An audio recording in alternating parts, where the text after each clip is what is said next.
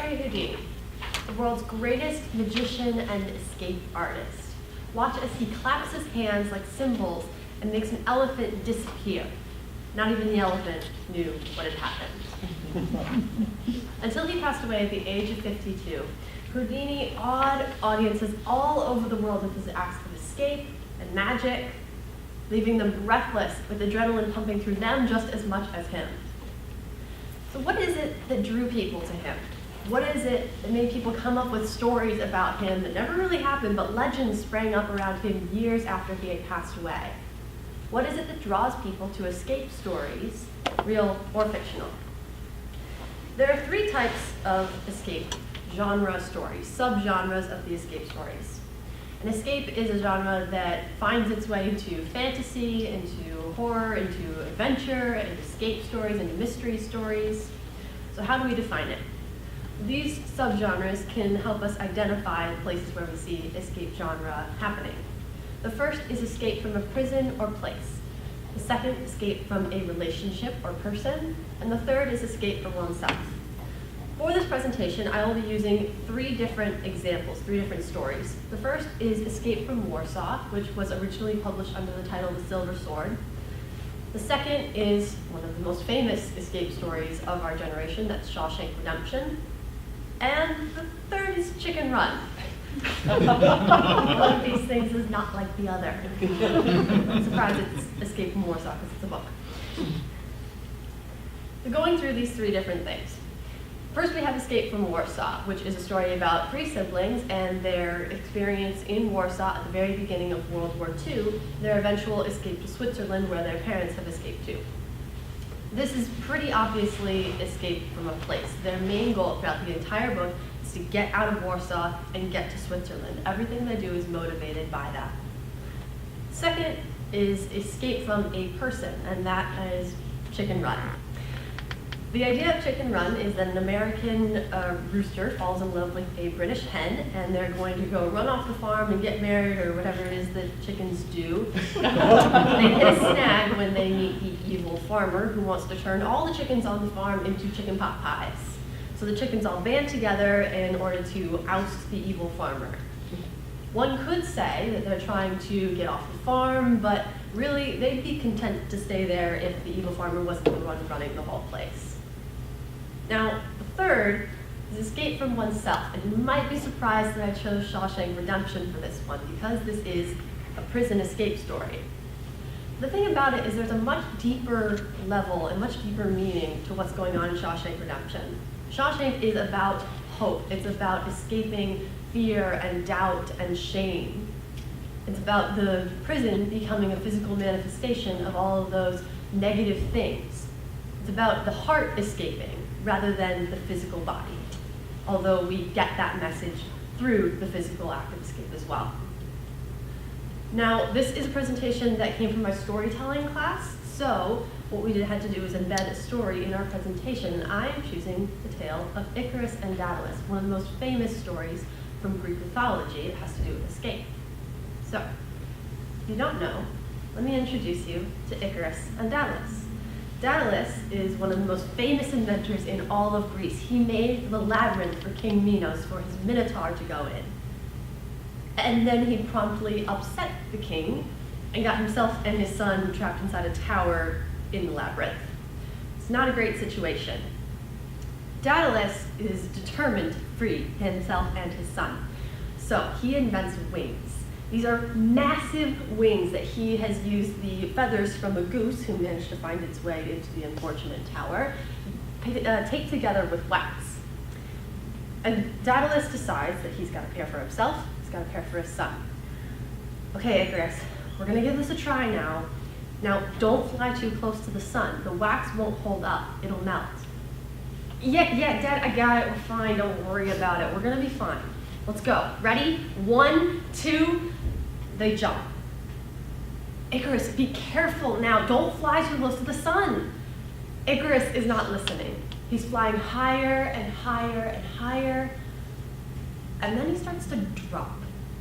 Inch by inch at first, and then faster. And Icarus is falling towards the Icarian Sea that is now named after him. It takes him in its waves.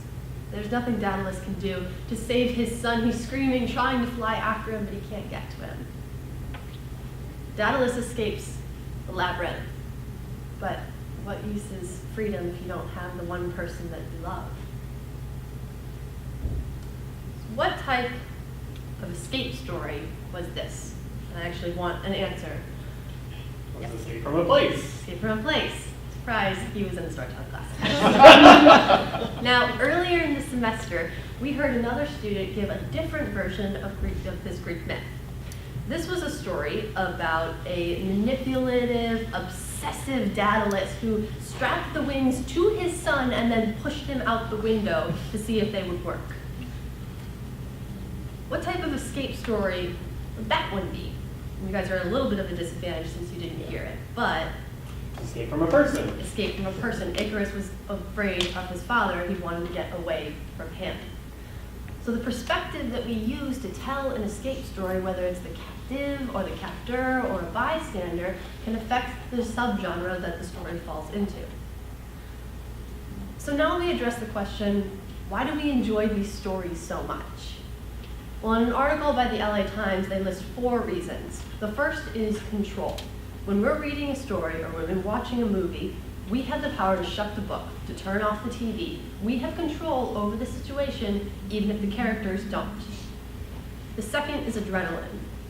Unless someone here is living a secret life as a double agent spy, most of us do not find ourselves in these situations every day. So we absorb the adrenaline rush that the characters are experiencing. Number 3 is puzzles. As human beings, we love having all of our ducks in a row. We want to figure things out and make them work, get everything to work right. The escape genre, when it ends happily, satisfies this need. The 4th is escape itself. There's a whole other study about escapism in fantasy and fiction and how we use media to escape our current realities, take a break from it. And this also falls into the escape genre. It's completely all-consuming. You're so tied up in the intensity of the moment with the characters that you completely forget about reality. There's also a more modern twist on the escape genre. That's escape rooms. There's a couple of these actually around here in the Fox Valley. Basically, the idea is you go into one of these businesses and they have a series of escape rooms which are filled with puzzles and traps and tricks that you have to solve in order to get out. You might be paired up with your friends and family. You might be paired up with complete strangers who just happen to walk in on the same day as you. This is a way that we've brought the escape genre into our real everyday lives. It's no longer just in the media or in the books that we read or in Shawshank Redemption. It's in everything that we watch and everything that we're experiencing in real life as well. So whether it's Harry Houdini, escape rooms, or the Shawshank Redemption, we have different types of escape stories all throughout our lives. And maybe looking at the subgenres that they fall into can tell us a little bit about our society and about ourselves as people.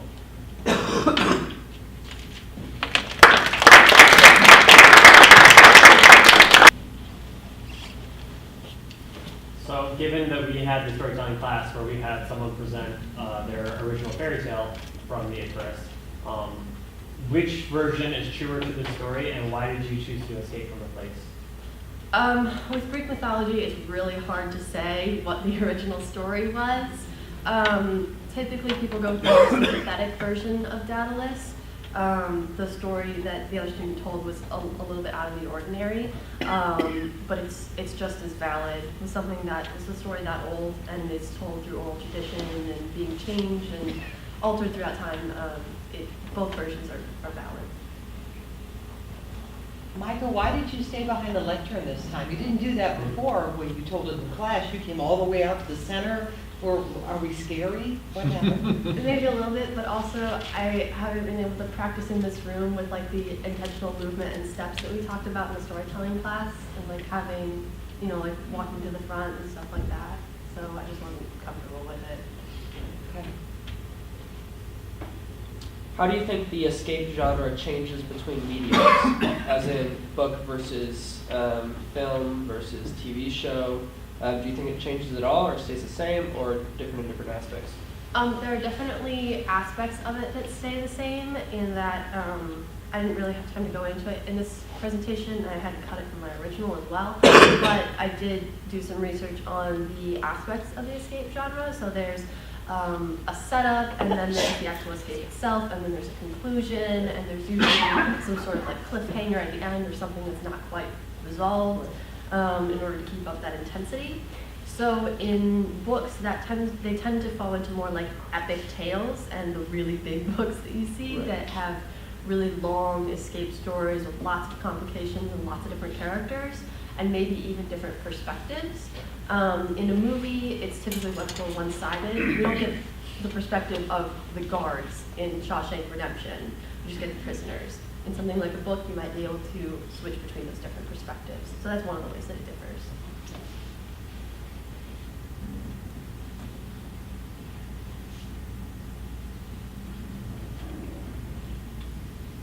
Have you been to an escape room?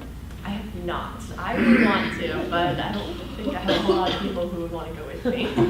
What happens if they can't figure out how to get out? There are safeguards. Oh, okay, sure. A bunch of dumb chickens. Yeah, in most of these games, there's like cameras inside so that the workers can see what's happening, make sure everyone's safe. But you're supposed to kind of forget that so that you can be immersed in it.